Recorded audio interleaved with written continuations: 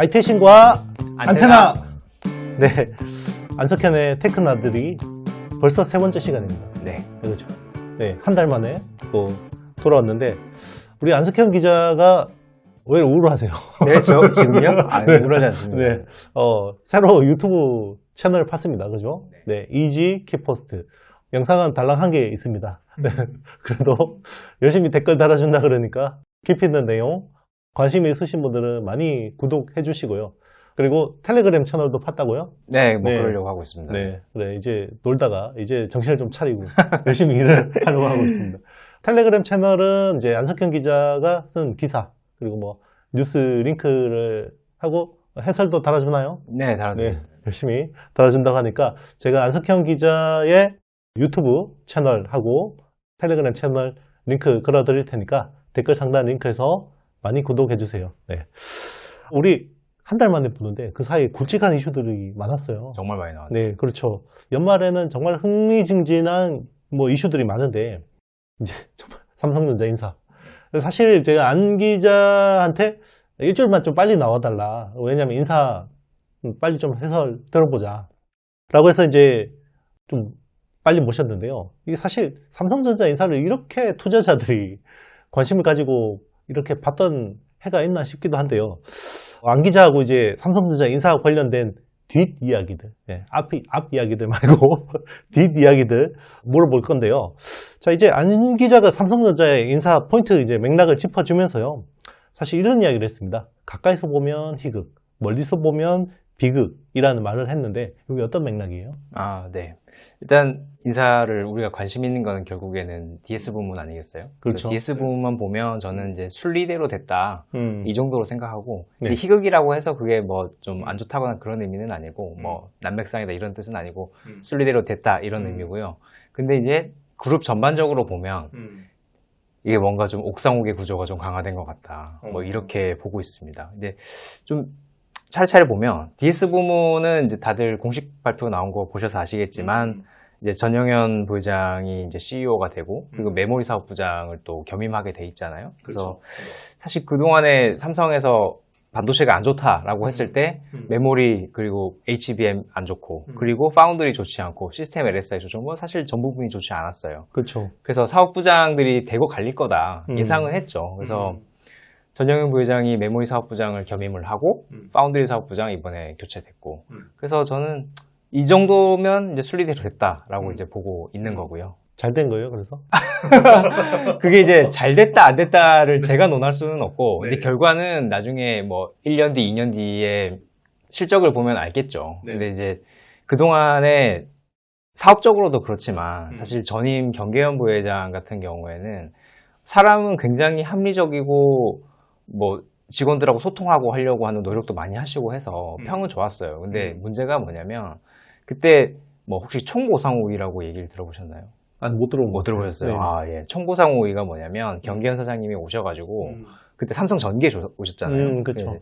와가지고 이제 직원들이 그때 당시에 뭐 노조가 이제 생긴에 만에 이렇게 할 때였는데 그때 경계현 사장이 약속을 했었던 게 그러면 내가 우리 총보상우위라는 개념을 도입해가지고 SK 하이닉스 대비 연봉은 비슷하되 여러 가지 좀 많이 인센티브를 붙여가지고 결국에는 더 많이 받게 해주겠다라고 약속을 한 게 있어요. 그 얘기 들었어요. 예, 그거를 이제 위톡이라고 하는 삼성전자 내부의 어떤 소통 채널에서 얘기를 하셨는데 그렇죠. 근데 원래 동문장이 그런 얘기를 할 때는 돼야 되는 거잖아요. 그렇죠. 근데 안 됐어요. 왜 안 됐냐? 그룹에서 반려가 됐죠. 그래서 그럼 그 조율도 안 하고 올려버린 거예요? 본인은 될 거라고 생각했었던 것 같아요. 왜냐하면 그 전에는 이제 삼성전기에서 오셨으니까 삼성전기는 물론 전자하고는 다른 회사지만 어쨌든 그 안에서는 대표이사지 않습니까? 그렇죠. 그러니까 본인이 뱉는 말에 대해서 관철이 되고 밑에 스태프들이 이제 쭉쭉 움직이게 되는데 그런 어떤 개념을 가지고 오셨던 것 같아요. 그래가지고 위톡에서 얘기를 했는데 당연히 될 줄 알고 그룹에다 얘기를 했더니 안 돼 이렇게 된 거예요. 그래가지고 그 약속을 지키지 못하면서 뭐 밑에 직원들이 이렇게 등을 돌리게 되는 계기가 되는. 그렇죠. 그리고 노조 문제도 그 뒤로 아주 비화가 됐죠. 그래서 그런 생각을 했었던 것 같아요. 이게 DS 부문장이 격상을 시켜줘야 될 필요가 있다라고 생각했었던 것 같아요. 그래서 전영현 일단 부회장이잖아요. 그렇죠. 그 경계는 사장이었고 일단 부회장으로 격을 올리고 이번에 또 메모리 사부장 시키고 그리고 대표이사까지 시켜가지고 뭔가 격을 확 높여서 직원들한테 어떤 신뢰를 줄 만한 위치까지 올렸다. 저는 이렇게 보거든요. 이런 어떤 일련의 과정이 그래도 밖에서 어떤 지적했던 것들을 어느 정도 DS 부문 안에서 수용을 했구나. 저는 이렇게 보고 있습니다. 그러면 이제 단도직입적으로 네. 그러면 이제 사업 지원 TF하고 뭔가 이렇게 네. 논쟁을 할 정도의 파워가 생긴 거예요? 그건 두고 봐야 되겠죠. 근데 네. 일단 이제 제가 삼성 오비들도 많이 만나고 하잖아요. 그래서 네. 뭐 뒤쪽으로 얘기를 다 들어보면 일단 경계현 사장님은 사장이 너무 좀 나이스한 스타일이라서 그렇죠. 그리고 일단 그거를 떠나 본인의 캐릭터를 떠나서 일단 격으로 밀리다 보면 일단 사장이고 부회장이고 그렇죠. 그 다음에 대표이사가 아니고 그냥 일반 부문장이고 여기는 뭐 비서실의 왕이고 뭐 이러니까 일단 이빨이 안 들어갔다. 솔직히 얘기하면 이빨이 안 들어갔다 그래요. 그래서 이번에는 사실 뭐 이번 전영현 부회장 바뀌고 나서는 전 부회장의 스타일이 굉장히 좀 와일드 하시다 그러더라고요. 그렇죠. 네, 와일드 굉장히 하시고 터프한 걸로 알고 있어요. 네, 네. 그리고 마른 수건 쥐어짜 하시는 스타일이시고 그래서 그리고 뭐 일단 부회장이니까 격상으로 밀릴 게 없죠. 그리고 연배도 거의 같은 걸로 제가 알고 있고 경계현 사장님은 연배도 많이 좀 후배셨죠. 그러니까 좀 많이 밀렸을 수밖에 없는 구조를 뭔가 그래도 구조적으로는 비슷하게 맞춰놨다. 이렇게 생각합니다. 뭐 개인의 캐릭터도 강하고 하니까 네. 아마 그전처럼 뭔가 네. 끌려가는 네. 재무 라인에 끌려가는 그런 구조는 아닐 거다라고 이제 희망을 가지게 했죠. 근데 이 구조적으로는 일단 그런데 그게 어떻게 될지는 나중에 저 뒤에 가서 다시 한번 제가 말씀을 드리겠습니다. 일단 그러면 본인하고 손발을 맞출 조직이 어떻게 세팅되는지도 굉장히 중요하겠네요. 그 이제 조직 개편이 지금 12월 그 월 중으로 계속 될 거 아니에요? 그거 좀 두고 봐야 임원 될 것 인사 같습니다. 나오고 네네네. 뭐 팀장 인사 나오고 하니까 네. 네, 어쨌든 좀 억지로 희망적인 이야기를 좀 하는 듯한 느낌이 드는데요. 사실 이제 전영현 체제 들어서면서 이게 뚜렷한 게 메모리 경쟁력 회복에 집중하는 걸로 이제 봤고, 사실 이번 인사에서 우리 파운드리 아직 포기한 거 아니야 라는 이제 이재용 회장의 의중이 많이 들어갔을까요?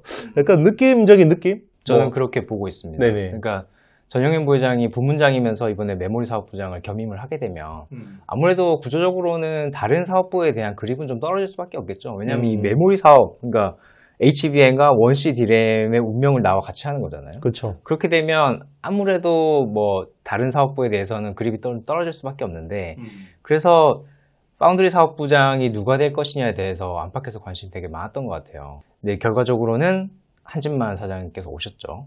DSA 총괄을 하시다가 미국에서 급하게 그렇죠. 귀국을 하셨는데 이분이 전임이었던 최시영 사장하고 크게 다른 점은 뭔가 시장하고 마켓 그리고 고객하고 굉장히 좀 밀접하게 돼 있다는 겁니다. 그러니까 전임 최시영 사장님은 누가 봐도 자타공인 기술통이다. 그러니까 제조센터에서 계속 커리어를 쌓으셨던 분이니까 누가 봐도 우리나라에서 파운드리 제조에 관해서는 잘하시는 분이다. 이거는 인정.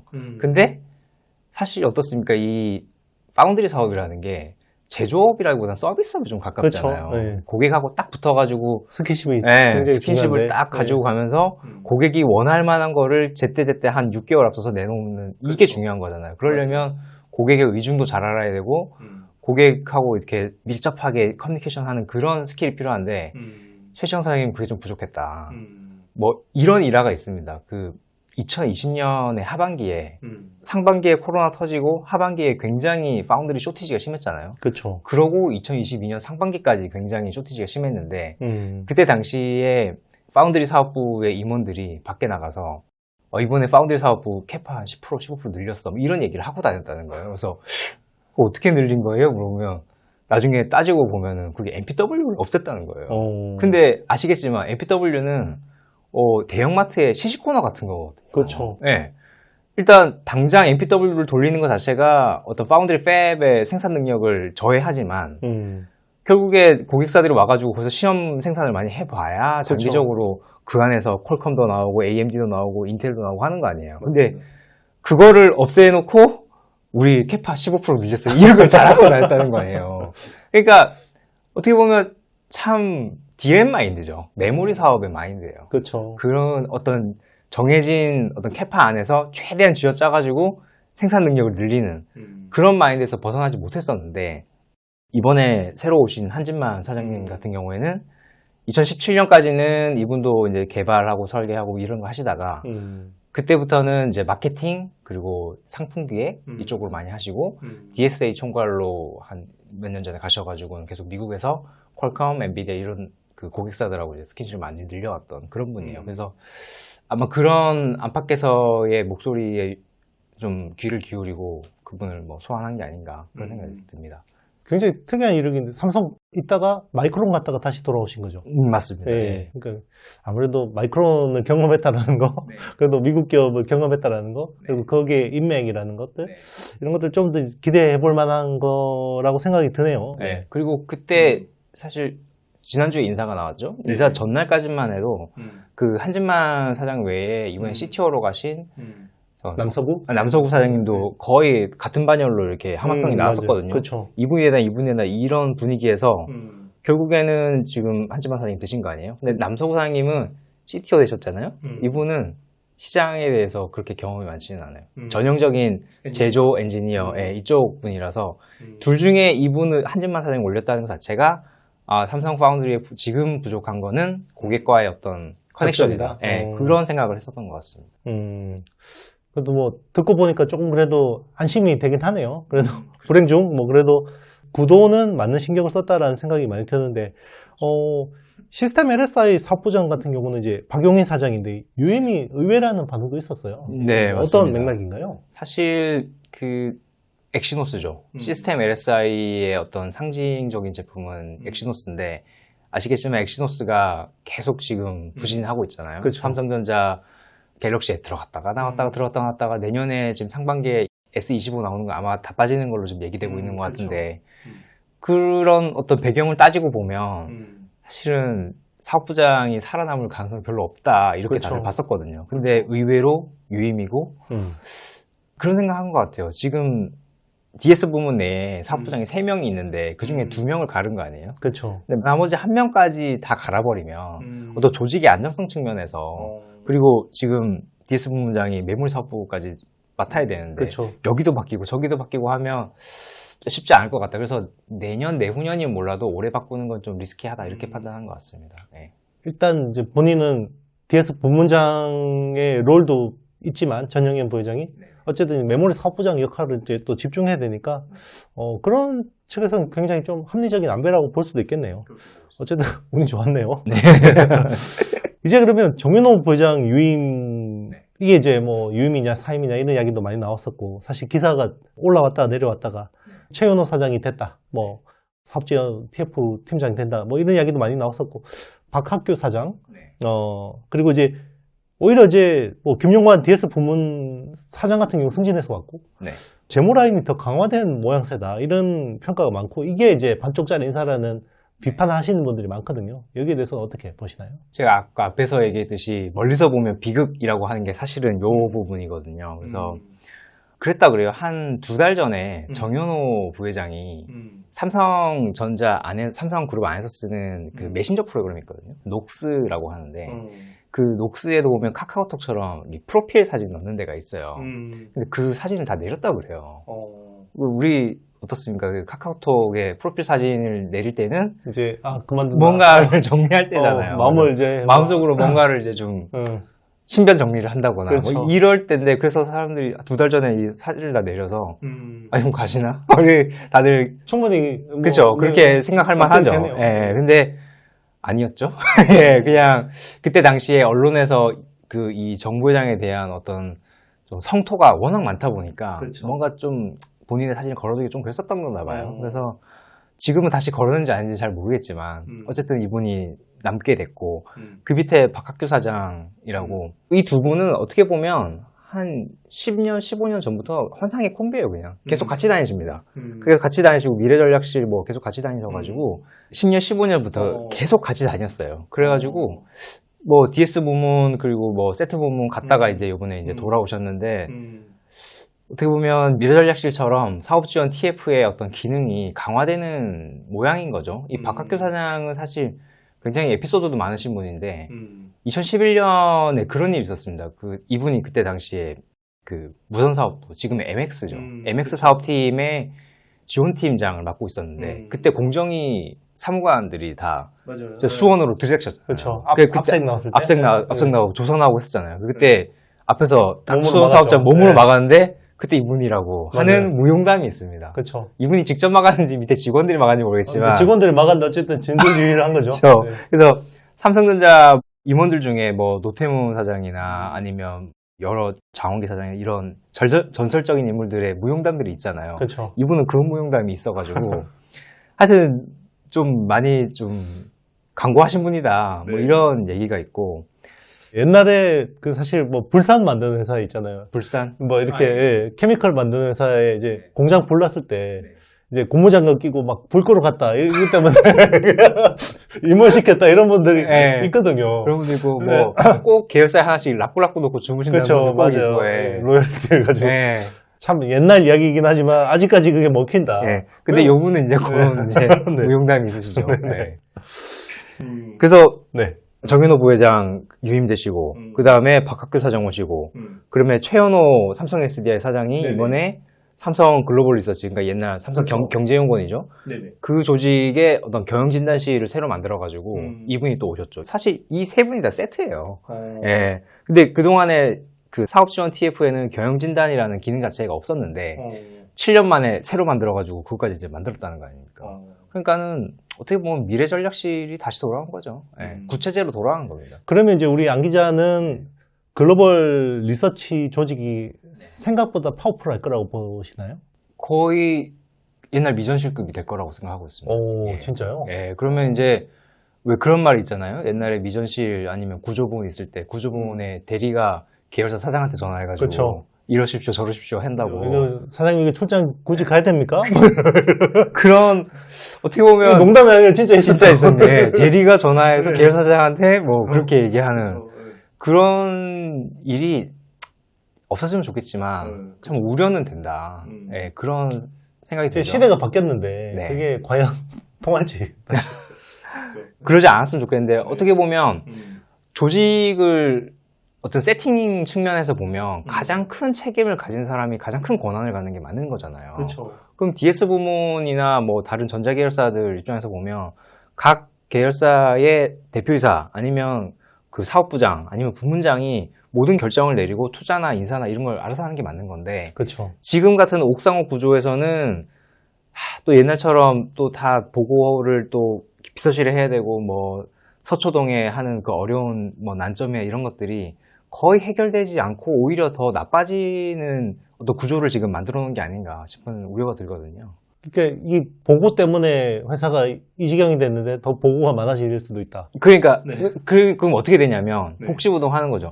괜히 보고거리를 만들어가지고 신사업을 하거나 신규 아이템을 할 필요가 하거나 없죠. 새로운 뭐 아이템을 기획해가지고 고객사를 뚫거나 이럴 필요가 없는 거죠. 괜히 업무만 많아지고. 그쵸. 예. 그래서 지금 삼성전자 안에서도 그런 분위기가 팽팽하다는 거잖아요. 그래서 이번에 어떤 일로 제발 좀 그런 일은 일어나지 않았으면 좋겠습니다. 네. 네, 좋아지겠죠? 그랬으면 좋겠는데 네. 어차피 어떤 조직이라는 거는 인사를 따라갈 수밖에 없는 거라서 맞습니다. 좀 우려가 되는 게 사실입니다. 네. 이렇게 이제 우리 안 기자가 이번 삼성전자 인사에 대해서 좀 많은 설명들을 드렸는데요. 사실 그러면 뭐 이제 사장단 인사는 했고 임원 인사에서 좀 주목할 건 있나요? 예전에 뭐 조선시대는 2조 전랑 자리가 굉장히 직급은 낮지만 굉장히 중요한 자리이긴 했는데 뭐 임원 자리에서 좀 그런 뭐 주목할 만한 인사가 있을까요?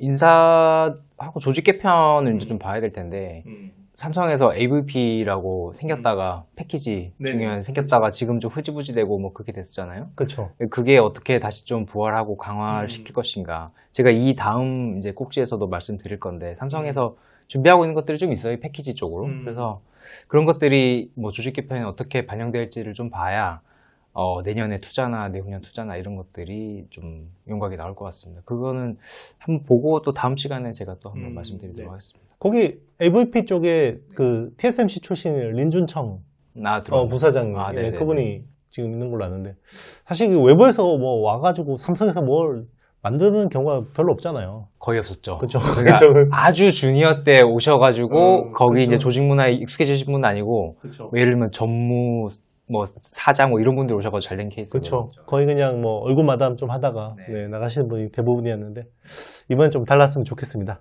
하여튼 우리 안 기자하고 계속해서 테크 이야기 이어나가도록 하겠습니다. 두 번째 시간 이어가도록 하겠습니다. 지난 시간에 삼성 인사 관련해서 뒷이야기들을 속속들이 알아봤는데, 이번에 이야기할 주제는 팬아웃, 패널 레벨 패키징. 네. 네. 이쪽 투자 이야기가 나오고 있다고요? 삼성에서. 뭐 그러면 삼성전자가 기존보다 고도화된 PLP 라인이라고 했는데, 이게 어떤 내용이에요? 지금 하나 인사철하고 조직 개편을 하고 있잖아요. 그렇죠. 근데 이제 한 9월, 10월 이때부터 좀 얘기가 나오던 거였는데, 지금은 인사 때문에 사실 살짝 들어가 있고, 내년에 삼성전자가 패키지 쪽에 투자를 하면 HBM하고 아마 요 고도화된 PLP가 될 거다라고 하는 얘기가 나오고 있습니다. 근데 잠깐 이제 복습을 좀 하면 패널 레벨 패키지라는 개념 자체가 사실 그렇게 쉬운 건 아니니까. 그렇죠.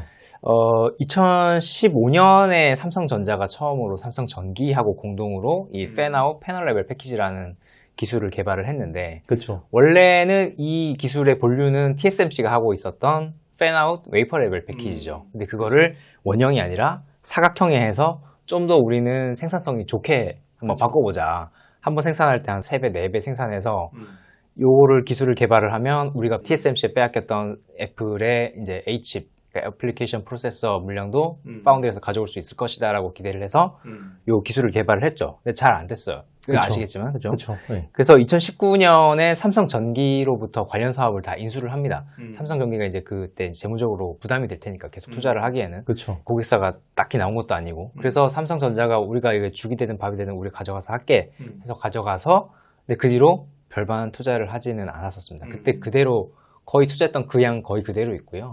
이게 좀 어떤 그 인사의 어떤 그 구조하고도 맞물려 있는데, 처음에 이 팬아웃 패널 레벨 패키지 개발을 한번 해봐라. 우리 내가 밀어줄게라고 했던 분은 권호연 부회장이었어요. 근데 이분이 중간에 김기남 부회장으로 바뀌었죠. 그렇죠. 근데 김기남 부회장님은 패널 레벨 패키지에 대해서 그렇게 뭐 탐탁치 않게 생각하셨다고 하더라고요. 그러니까 그때는 투트랙으로 WLP하고 같이 한다는 이야기도 나왔었고, 네. 이거 도대체 이게 양산성이 있는 기술이냐부터 시작해가지고, 사실 자기가 이제 처음부터 기획했던 어떤 그런 기술도 아니고, 그래서 그 뒤에 이 분야에 그렇게 투자를 하지 않았었습니다. 그냥 있는 라인에서 어떻게 하면 좀 더 고도화 시킬까라고 고민을 많이 하고 했었지만, 뭐 그 결과가 지금의 어떤 패널 패키지의 현재 시점에서 보고 있는 장면인 거죠. 그러니까 뭐 고객사는 딱 2개밖에 없죠. 삼성전자 무선사업부하고 그 다음에 구글. 그것도 양도 사실 많지도 않고, 그렇죠. 이 워치용, 그러니까 크게 어떤 파인한 어떤 반도체를 위해서 하는 패키지가 아니라 아주 일반적인 패키지, 싸게, 무조건 싸게, 거의 부가가치 없게 요렇게 했었던 건데, 요거를 이제 이대로 두면 안 되겠다. 우리 좀 더 고부가가치 반도체를 위한 기술로서 패널 레벨 패키지라는 기술을 한번 개발해보자. 그러려면 이제 양산 라인도 있어야 되니까 한번 투자도 해보자 라고 하는 얘기가 지금 되고 있습니다.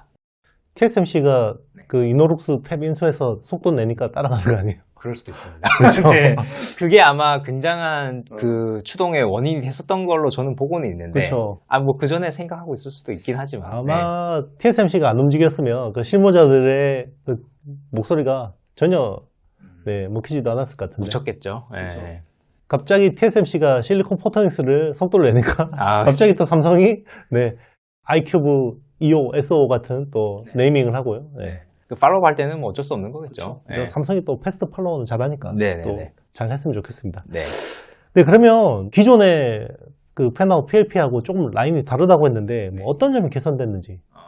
이 결국에 패키지 기술, 그러니까 팬아웃 그 패키지 기술은 보면 이 발전한다라고 하는 것 자체가 이 패키지 안에서 반도체의 그 인풋 아웃풋을 얼마나 많이 받아줄 수 있느냐의 문제거든요. 그렇죠. 근데 이 인풋 아웃풋을 많이 받아주려면 결국에는 이 배선의 폭이 줄어야 되고, 우리가 흔히 라인 앤드 스페이스라고 하는, 이 라인은 배선의 두께, 스페이스는 배선과 배선 사이의 어떤 공간, 요거를 많이 넣을수록 결국에는 많은 IO를 배치할 수 있는 거잖아요. 그렇죠. 근데 지금 삼성전자가 C1, C2, 그러니까 천안 라인에서 이 팬아웃 패널 레벨 패키지를 이제 운영을 하면서 가장 파인하게 패턴을 뜰 수 있는 게 5x5라고 해요. 그러니까 5 마이크로미터, 그 다음에 스페이스도 5 마이크로미터. 요 정도면 일반 패키지 기판 기술에 비해서는 굉장히 진보된 기술인 건 맞지만 그렇죠. 어떤 애플리케이션 프로세서나 아니면 우리가 요즘 하는 2.5D 패키지를 받아줄 정도는 안 됩니다. 그래서 이거를 좀 더 파인하게 만들어서 2x2까지 한번 만들어 보자. 그러면 배선의 폭과 스페이스를 2마이크로미터씩으로 맞춰준다는 거죠. 근데 이렇게 되면 HBM하고 우리가 그 요즘에 한참 유행하는 그 코어스라고 하는 패키지지 않습니까? 그쵸. TSMC에. 그렇죠. 근데 이 코어스에서 HBM과 GPU를 연결하는 그 라인 앤 스페이스가 2x2예요. 그래서 이 패널 레벨 패키지의 LNS를 2x2로 내리면 그러면은 지금 사용하는 어떤 워치용의 아주 저부가 가치뿐만 아니라 지금 삼성은 그걸 iCube라고 하죠. 그러니까 iCube 뭐 2.5D 패키지에도 이 패널 레벨 패키지를 사용할 수 있겠다. 이런 생각인 것 같습니다. 그러니까 결국은 입출력 단자가 중요한 건데 예전에 있던 기술은 사실 그때 고성능 AP가 입출력 IO 수가 1000개는 넘어야 되는 게 타깃이었는데 패널 WLP는 1000개가 넘었고 실제로 그때 애플이 1200개 정도로 기억을 하거든요. 근데 결국 삼성 패널 PLP가 500개를 못 넘어서 스마트워치용밖에 못 썼던 걸로. 그죠. 원래는 저가용 AP, 그러니까 저가용 엑시노스 향으로 좀 이제 타깃을 했다가 그것도 일단 1000개는 돼야 되는데 그것도 안 됐던 걸로. 예. 이게 좀 구조적으로 문제가 있는 건데, 그러니까 WLP는 기본적으로 이 원형 기판에서 한다는 얘기는 반도체 장비들을 다 가지고 올 수 있다는 거잖아요. 그렇죠. 기존 표준화된 설비들을 쓸 수 300mm 있다는 설비들을 네. 이제 팹에서 쓰다 이제 거의 떨어져 가는 것들을 그쵸. 가지고 와서 좀 개조를 하면 바로 그냥 쓸 수 있다는 얘기예요. 근데 반도체에서 사실 2마이크로, 3마이크로 이건 너무 우스운 얘기잖아요. 그렇죠. 그러니까 이거는 TSMC가 그걸 장비들을 가져와서 바로 표준화해서 1마이크로, 2마이크로 뭐 그다음에 애플의 AP용으로 바로 낼 수 있었는데 삼성전자가 하는 패널 레벨 패키지는 기존에 없던 기술이죠. 그러니까 어떤 사각형 패널을 기반으로 그런 파인 패턴을 할 만한 장비가 없었던 거예요. 그렇죠. 왜냐하면 이거 다 디스플레이 기반의 어떤 장비들인데 디스플레이 장비들은 그때 당시에 뭐 4세대, 5세대 이런 장비들은 1x1 이렇게까지는 사실 필요 없는 장비들이거든요. 그래서 오버레이도 맞지 않고 이래가지고 그 부분에서 애를 되게 많이 먹었다고 그래요. 그래서 지금도 사실 삼성전자가 천안에서 운영하는 패널 레벨 패키지 장비들이 5x5밖에 안 되는 겁니다. 이건 좀 구조적인 문제가 있는 건데 그래서 이제는 이 고도화된 패널 레벨 패키지를 할 때는 장비까지 완전 새로 개발을 하게 될 것 같아요. 네. TSMC 밸류체인에서 좀 같이 사오면 안 되나요? 그게 그렇게 될지는 잘 모르겠습니다. 그렇죠. 이게 좀 폐쇄적이다 그러면 아주 뭐 그럴 수도 폐쇄적이죠. 있는데. 네. 네. 대만 회사들이 좀 팔지는 잘 모르겠네요. 네. 그렇죠. 하여튼 뭐 예전보다는 그래도 좀 애플리케이션이 다르고. 그러니까 지금 쓰려고 하는 거는 서버용 칩이잖아요. 서버용 그죠? 칩입니다. 그 정확하게 얘기하기로는 삼성전자가 이 고도화된 PLP 라인을 가지고 6기 인터포저를 만들려고 한다고 그래요. 그러니까 지금은 실리콘 인터포저로서 GPU와 HBM 그리고 CPU 이런 걸 다 연결을 하잖아요. 그렇죠. iCube는. 네, 근데 6기 인터포저, 그러니까 유식하게 말하면 6기고 플라스틱이죠. 플라스틱으로 사각형 넓게 만들면 우리 실리콘 인터포저를 수급하는 게 지금 반도체 업계의 아주 큰 고민거리 중에 하나인데 그거를 이걸로 바로 해결할 수 있다 이런 생각을 하는 것 같아요. 그러려면 2x2는 돼야 된다 이런 컨셉인 거죠.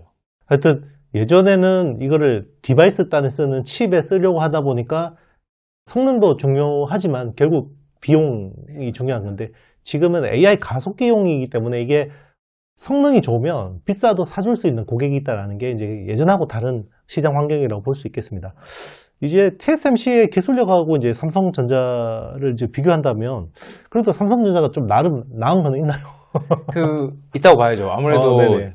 한지 한 2016년부터 시장산을 했었으니까 얼추 이제 내후년이면 10년 다 돼가는 아무것도 안 했다는 투자를 아무것도 안 했다는 거지. 네. 그래도 뭐 그 안에서의 네. 노하우는 축적되는 거 아니겠습니까? 아, 그 인력들은 그래도 꽤 많이 그렇죠. 남아있나요? 인력들 네. 남아있고 뭐 그분들의 노하우가 있을 테니까 네. 뭐 굉장히 빨리 어떤 진척을 이룰 수도 있을 거라고 봐요. 이제 WLP도 삼성이 일부 하고 있잖아요. 근데 그렇죠. 그거를 사각으로 이제 가지고 와서 어떤 물리적인 좀 구조만 좀 잘 잡으면 되는 거라서 좀 기대는 좀 걸어봐도 될 것 같습니다. 만약에 삼성전자가 뭐 PLP 잘해가지고 6기 인터포저를 굉장히 수급을 잘하고 이러면 그게 결국에는 파운드리 사업이나 이쪽하고도 다 시너지가 일어나는 거잖아요. 그래서 좀 기대해봐도 좋을 그림이 아닌가. 내년에 투자하면 아마 내후년에는 어떤 성과가 나올 수 있겠다. 저는 그렇게 생각하고 있습니다. 사실 우리가 전공정에서 그러면 이제 노광 기술이 가장 그 병목이고, 네. 우리 OLED 쪽에서 보면 증착 쪽이 가장 비싸고 병목이 되는 기술이잖아요. 네.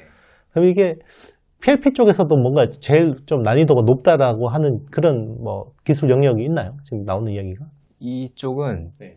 패키지가 대부분 좀 비싸지만 어떤 물리적인 공차, 그러니까 어떤 이 팬아웃 패널 레벨 패키지 할 때 제일 어렵다는 게 그 다이 시프트를 제어하는 거거든요. 다이 시프트와 워피지를 제어하는 건데 결국 같은 얘기입니다. 그러니까 이 다이를 쭉 잘라놓고 어떤 특정한 위치에 배열을 해놓고 패키지를 하는 거잖아요. 근데 이게 그 위에 어떤 뭐 PID를 쓰고 뭐 그다음에 도금을 하고 막 이런 과정에서 그 놔둔 그 다이들이 움직인다는 거예요.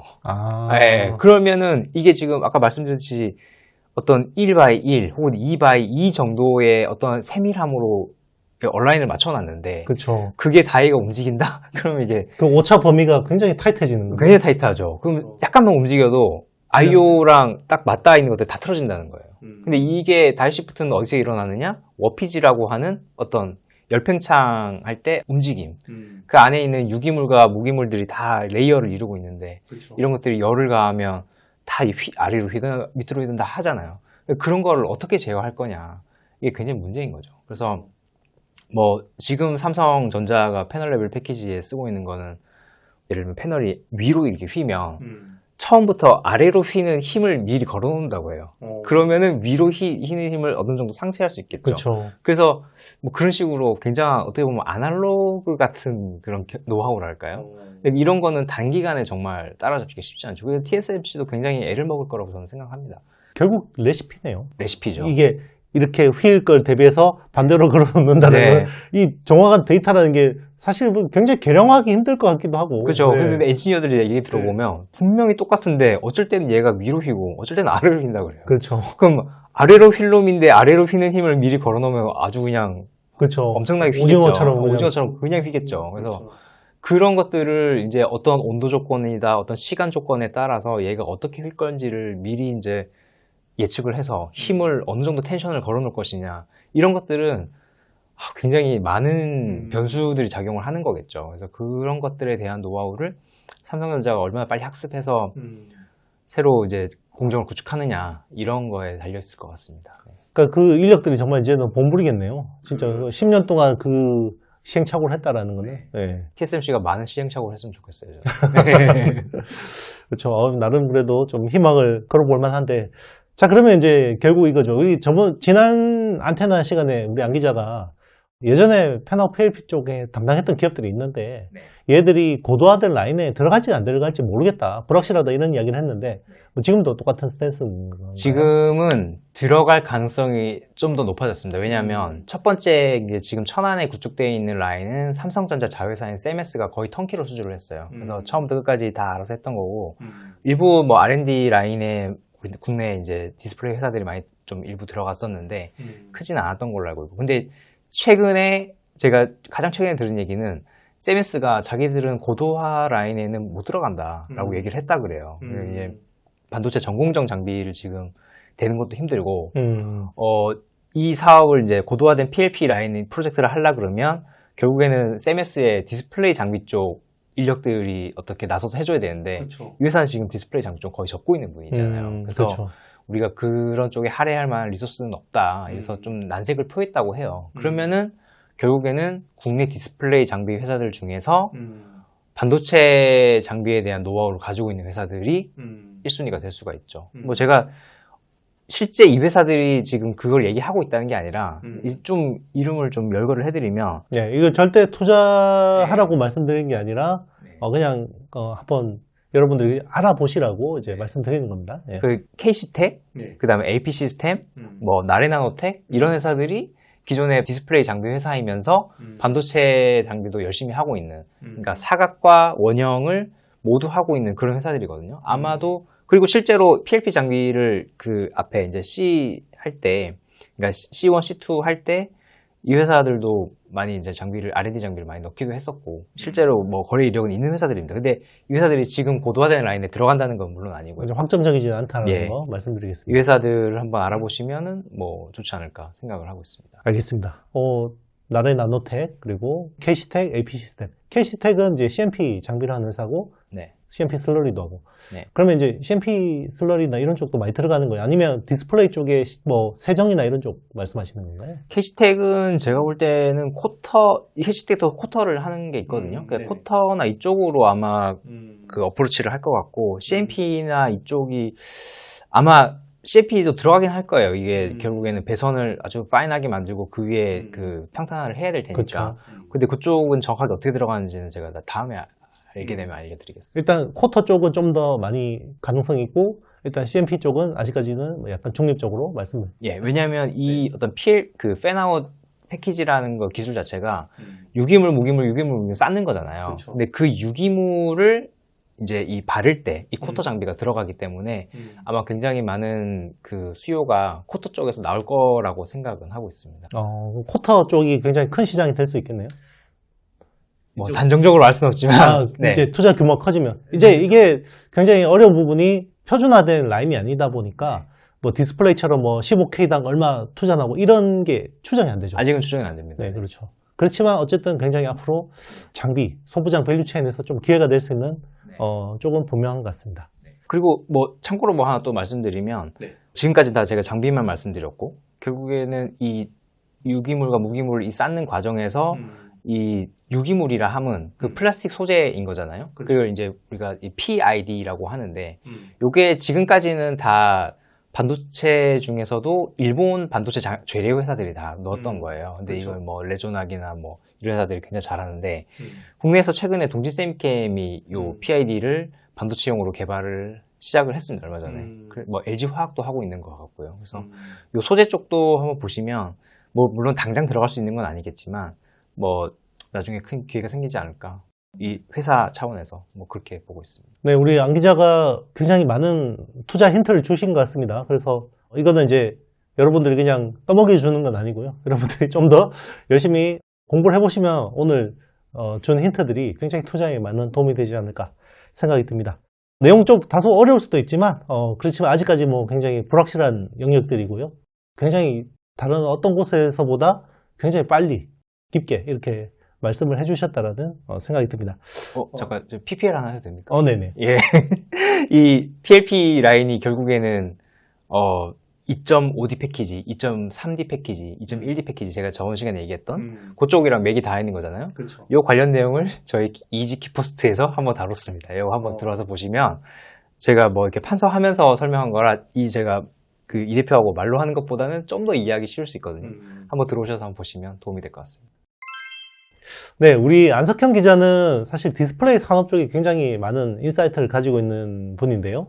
OLED 유기 재료 쪽에 시장 변화를 또 제일 발빠르게 알려주려고 이번 주제를 준비했는데, OLED 같은 경우는 이제 점점 투스택 텐덤 같이 이렇게 하면 점점 더 많은 재료가 필요해지고 있는데, 근데 요즘에는 이쪽이 또 리사이클 시장이 커지고 있다고요? 네, 맞습니다. 이거 어떤 내용이에요?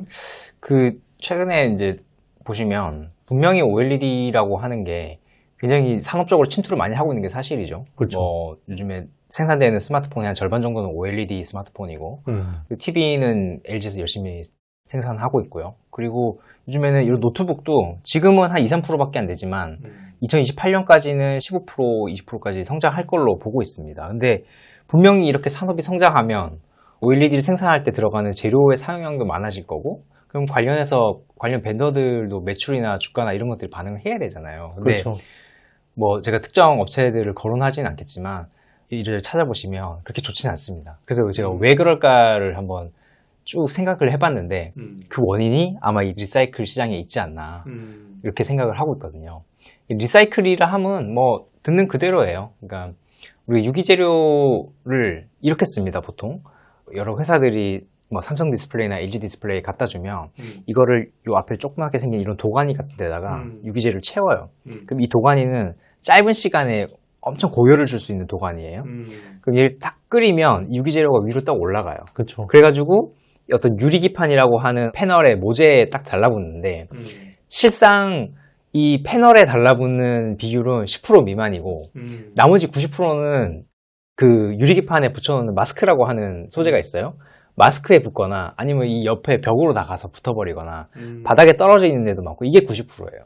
그러니까 정작 타깃 명중률이 좋지가 않은 거네요. 명중률이 10% 미만인 거죠. 그런데 사실 이거 외에는 다른 방법이 없기 때문에 아직도 그렇게 하고 있는 건데 그동안에는 삼성 디스플레이나 LG 디스플레이가 이 나머지 떨어져 있는 이 90%를 그냥 다 버렸어요. 그래서 이거 다 버리고 또 새로 사가지고 다시 도가니에 채워가지고 이거를 끓여서 증착 공정을 진행하고 했었는데 요즘에 OLED 쪽이 워낙 경쟁이 치열해지다 보니까 이 수익을 여러 군데서 이제 쭉쭉쭉 뽑아야 되겠죠. 그쵸. 그래서 생각해보니까 이게 너무 아까운 거예요. 이 떨어지는 90%를 한번 우리가 재사용해보면 어떨까. 이런 컨셉이 한 3년 전부터 나왔고 근데 그동안에는 그렇게 많이 쓰진 않았거든요. 왜냐하면 이게 또 성능이 좀 떨어지죠? 아무래도. 성능 그렇지 않습니다. 그럴 것 같잖아요. 네. 근데 이거를 일단 요 밖에 떨어져 있는 것들이 순도가 많이 떨어진다고 해요. 그래서 이거를 그대로 쓰지는 못하고 전문 업체에다 갖다 줍니다. 그럼 이 전문 업체가 이거를 승화 정제라는 작업을 합니다. 그러면 이 순도가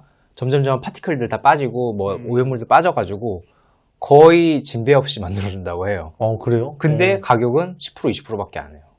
안 쓸 이유가 없는 원래 가격에? 원래 가격의 10% 20%. 그럼 기존의 유기재료 공급업체가 이 리사이클링 하는 게 아니라 따로 리사이클링 하는 전문 업체가 있는 거네요? 원래는 그렇습니다. 예를 들면 SFC라고 하는 뭐 유기재료 공급업체가 있거든요. 비상장이긴 한데 그러면 야 너네가 공급한 블루도판트는 니네가 리사이클 해와 이랬었거든요. 그러면 굉장히 좀 기분 나쁘긴 하지만 어쨌든 우리 손을 거쳐가지고 리사이클 해주기 때문에 우리가 이 시장에 대한 뷰도 그대로 유지할 수 있고 어쨌든 내가 컨트롤 가능하잖아요. 그쵸. 근데 요즘에 삼성이나 LG는 그걸 이제 또 선을 넘어버려가지고 리사이클은 앞으로 우리가 전문업체에 맡길게 이렇게 해가지고 하는 회사들이 하나둘씩 늘어나고 있습니다. 그렇게 되면 유기재료를 이제 이걸 리사이클 재료가 아닌 걸 이제 오리지널 재료라고 하는데 이 오리지널 재료를 공급하는 회사 입장에서는 아니 지금 우리가 공급했던 재료를 재활용해서 쓰기 때문에 우리 매출이 떨어지는 것도 기분이 나쁜데 이 재활용을 다른 회사에 맡겨버리면 우리가 이 어떤 재료에 대한 컨트롤을 완전히 잃어버리는 거잖아요. 그렇죠. 그래서 이거에 대해서 문제 제기를 굉장히 많이 하고 있다고는 하는데 아시겠지만 이런 어떤 반도체나 디스플레이 산업에서 이 고객사는 갑이지 않습니까? 그렇죠. 그래서 그거에 대해서 딱히 반항하지 못하고 있다고 해요. 그래서 이런 어떤 지금 재활용의 비중이 늘어날수록 이 아마 유기재료 산업 전반적으로 굉장히 큰 위기가 도래하지 않을까 저는 그렇게 생각을 하고 있습니다. 어쨌든 패널 업체들은 이제 원가 절감 효과는 굉장히 커지는 거고 리사이클링을 전문으로 하는 기업들은 좀 수익이 좋아지는 거고. 왜냐하면 이 OLED 패널 가격에서 유기재료가 차지하는 비중이 한 20% 정도 된다고 해요. 근데 애플이 패널 하나를 삼성 디스플레이에서 보통 $100 정도 사거든요. 그럼 한 13, 14만 원 정도 되는 건데 그중 $20면 적지 않네요. 적지 않죠. 근데 그거를 그 유기재료를 지금은 물론 그 어떤 재활용률이 굉장히 낮은 수준이긴 하지만 그걸 점점 좀 높여가지고 만약에 50% 정도를 재활용을 한다 이러면 패널 업체 수익성은 굉장히 좋아지겠지만 그 파이는 어디서 가져온 거죠? 유기재료 회사한테 가져온 거죠. 그래서 좀 굉장히 좀 심각하다. 저는 그렇게 보고 있습니다. 제일 걱정되는 게 중국은 그 리사이클링 기술이 있나요? 리사이클 사실 어렵지 않습니다. 이 승화정제 어떤 장비라고 하는 거는 굉장히 범용화된 장비예요. 그래요? 근데 대신에 이제 좀 약간 환경 이슈나 이런 게 좀 있어가지고 대도시권에서는 못하고 뭐 이런 문제들이 좀 있긴 한데 어쨌든 장비만 가져다 놓으면 뭐 하기가 그렇게 어렵진 않다. 그래서 약간 그럼 기술 지원 장벽이 그렇게 높은 업이라고 높은 업은 아닙니다. 단지 패널 업체들하고 얼마나 좀 잘 커뮤니케이션 해서 그 폐기되는 유기재료를 우리 물량을 많이 가지고 올 수 있느냐 이거에 따라서 어떤 리사이클 전문 업체들의 경쟁력은 뭐 나눠진다 이렇게 봐야 되는 거죠. 일종의 건물상처럼 내가 최대한 넓은 땅 가지고 내가 넓은 많은 설비 가지고 일단 물량 많이 쳐내는 쪽이 그렇죠. 돈을 잘 버는 거예요. 구리 스크랩업하고 비슷하죠. 구리 스크랩업의 어떤 경쟁력이라 하면 누가 그쵸. 구리를 가지고 올 수 있냐 이거잖아요. 유기재료도 누가 삼성 디스플레이의 지시를 받아서 요거를 가져가느냐 요거에 따라서 나뉘어진다고 볼 수가 있겠죠. 리사이클링 업체가 최근에 뭐 상장하는 회사가 있다고요? 예, 에스캠이라고 하는 회사인데 이 회사는 사실 리사이클 업이 본업은 아니고요. 본업이 아니에요? 예, OLED 재료의 어떤 중간체. 그러니까 어떻게 보면 OLED 재료 회사들의 벤더였던 거죠. 그러니까 중간체를 만드는 회사였는데 여러 이제 사업 꼭지들 중에서 삼성 디스플레이한테 이제 지시를 받아서 이것도 재활용해서 공급을 해라 이런 일을 하고 있다 그래요. 근데 좀 재밌는 게 과거에는 이 회사의 어떤 유기재료 리사이클 사업이라고 하는 게 삼성 디스플레이한테 직접 받지는 않았어요. 삼성 디스플레이가 유기재료 회사한테 시키면 유기재료 회사가 외주로서 하청에 재하청을 받아서 했었는데 최근에 이 회사 상장할 때 했던 어나운스한 내용을 보면 우리가 QC, 그러니까 퀄리티 컨트롤 하는 데 설비 투자를 하겠다라고 발표를 한 게 아마 한 줄 정도 나와 있을 텐데 그게 어떤 의미인지 잘 모르시는 분들 있을 거예요. 근데 QC 라인을 만들겠다라고 하는 건 우리가 유기재료를 직접 어디선가 받아와서 원래 QC는 요 고객사에서 하던 거였는데 그쵸. 우리가 직접 해서 삼성 디스플레이에서 공급할 수 있다 이런 의미거든요. 그러니까 어떻게 보면 이런 움직임 자체가 굉장히 유기재료 오리지널 하는 회사한테는 안 좋은 트렌드인 거죠. 네. 네, 참 그쪽 굉장히 밸류에이션이 높은 상황인데 네네 좀 하여튼 네 좀 이제 그리고 또 하나 네. 말씀드리면 네네 상장사는 아니지만 솔브레인 홀딩스 자회사 중에 CMDL이라고 하는 회사도 있긴 합니다. 이 회사는 리사이클만 전문으로 하는 회사고요. 일부 리사이클용 장비 사업도 하는 것 같은데 어쨌든 네네 매출 대부분은 이제 리사이클에서 나오고 있는 것 같고요. 이 회사하고 그다음에 S캠 요게 좀 크고 그다음에 삼성 디스플레이에서 신규로 몇 개 지정하려고 하는 회사들도 있는 것 같거든요. 그 회사들도 근데 이렇게 계속 늘어난다는 거는 시간이 갈수록 오리지널 회사들한테 안 좋은 이슈이긴 하죠. 네. 그러네요. 하여튼 여러분들 투자에 잘 감안하셔서 네, 잘 판단하시면 좋을 것 같긴 합니다. 일단 이제 그러면 밸류 체인에서 주목할 만한 기업들도 많이 말씀하셨고 우리가 이제 OLED 산업 쪽에서 지난 시간에서는 이제 폴더블 디스플레이 쪽도 많이 말씀하셨는데 좀 이제 희망적으로 볼 만한 이슈나 좀 긍정적으로 하실 말 없을까요? 긍정적으로요. 네. 억지로 뭐 이게 긍정적인 걸 짜내려는 느낌이 없지 않아 있지만 그런 건 아니고 저 네네. 이슈는 한번 보시면 좋을 것 같아요. 요즘에 미국에서 이번에 대통령 바뀌고 나서 네. 또 그런 얘기가 나오던데 미국 행정부가 이제 중국 패널 업체들을 제재할 수 있다. 그러면 중국 패널 업체라 하면 이제 BOE, CSOT, 뭐 이런 티안마 이런 회사들이겠죠. 특히 티안마 같은 경우에는 중국 군부랑 관련돼 있는 회사예요. 그렇죠. 그러니까 만약에 제재를 한다면 여기가 거의 1순위일 것 같고 뭐 비전옥스 이런 회사들도 있고요. 이게 제재를 해주면 아마도 우리나라 패널 회사들 입장에서는 좋아지겠죠. 근데 여기서 좀 조심히 보셔야 될 거는 전 세계 TV 시장의 어떤 패널에 지금은 거의 90% 이상을 중국에서 생산하고 있기 때문에 이걸 전면적으로 아마 블락을 치지는 못할 것 같고요. 우리나라 회사들이 열심히 하고 있는 OLED 중에서도 아주 하이엔드급, 특히나 이 군사용으로 어떤 전용이 가능한 그 VR용, 요즘엔 이 VR로 이렇게 구호구를 많이 만들잖아요. 그렇죠. 예, VR용이나 이쪽 규제를 할 타당성은 충분하기 때문에 뭐 그쪽에서 제재를 해준다면 저희로서는 호재가 될 수는 있겠죠. 좀 사업적인 호재라기보다는 정책적인 호재다 그렇게 보고 있습니다. 그렇죠. 어쨌든 뭐 그런 쪽이라도 프리미엄 시장이라도 좀 뭔가 미국이 블록을 해준다 그러면 우리 입장에서는 굉장히 진짜 가뭄에 콩 나듯이 희망적인 내용이 있지 않을까 싶습니다. 네, 우리 안 기자와 긴 시간 동안 이야기 많이 나눴는데요. 혹시 마지막으로 하시고 싶은 말씀 있으십니까? 저희 유튜브 채널 많이 들어와 주시고 네, 저희 텔레그램도 열심히 하겠습니다. 네네. 여러분 그 댓글 상단 링크에다가 안 기자의 유튜브 채널하고 텔레그램 채널 링크 걸어 놓을 테니까요. 많이 구독해 주시면 좋겠습니다. 저희는 또 다음 달에 내년 초겠네요. 내년 초에 또 이렇게 우리 안석현의 테크 나들이 또 이어가면서 그 사이에 있었던 중요한 이슈들 좀 다뤄보도록 하겠습니다. 감사합니다. 여러분 안녕.